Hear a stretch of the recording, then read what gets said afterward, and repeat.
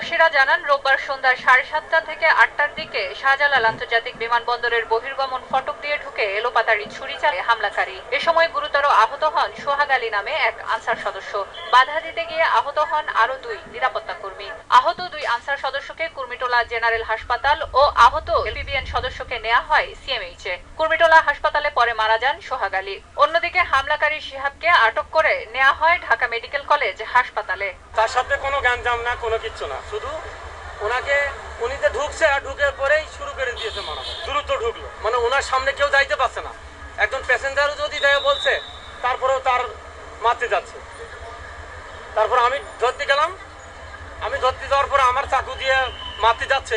আমি অল্প জনই বেঁচে গেছি, তারপরে আমার হাতে আঘাত লেগেছে, হাঁটুতেই লাগছে, ইউনিফর্ম ছিঁড়ে গেছে। হামলার সময় হামলাকারীর গায়ে ছিল বিমানবন্দরে পরিচ্ছন্নতার দায়িত্বে থাকা নির্দিষ্ট কোম্পানির পোশাক। তবে তার কাছে কোনো পরিচয়পত্র পাওয়া যায়নি। এদিকে ছুরি চালানোর কারণ জানা না গেলেও নিরাপত্তার দায়িত্বে থাকা ঊর্ধ্বতন কর্মকর্তারা জানান, হামলার অন্য কোনো মোটিভ ছিল কিনা সে বিষয়ে খতিয়ে দেখা হবে। জোর করে ঢোকার চেষ্টা করলে তখন আমার যে আনসার সোহাগ, 32 বছর বয়স, সে তাকে প্রতিরোধ করে এবং তাকে আটকে দেওয়ার ফলশ্রুতিতে সে আচমকাই ছুরি বের করে তাকে আঘাত করার পরে আমার যে এপিসি ছিল পিছনে, সেও তাকে জাপটে ধরার চেষ্টা করে। তাকেও সে ছুরিকাঘাত করে ভিতরে ঢুকে যাওয়ার কিছুক্ষণের মধ্যেই পুলিশ এবং আনসার তারা তাকে ধরে ফেলে। এখনো পুরো পরিচয় কিন্তু তার পাওয়া যায়নি। পুরো পরিচয় না জেনে, নিশ্চিত না হয়ে আসলে এটা বলা ঠিক না। আমরা গভীরভাবে তদন্ত করছি এবং আমাদের তদন্ত শেষ না হলে অনেক তথ্যই আসলে বলা যাবে না।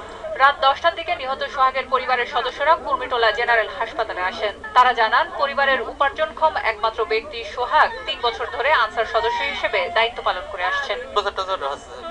3 বছরের বেশি হবে। 3 বছরের বেশি হবে তো কম না।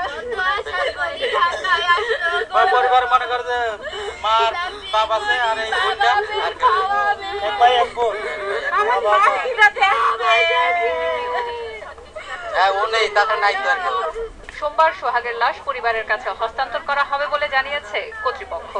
আমার বাবা কি দুনিয়ায় আছে? সিলিয়া সুলতানা, সময় সংবাদ, ঢাকা।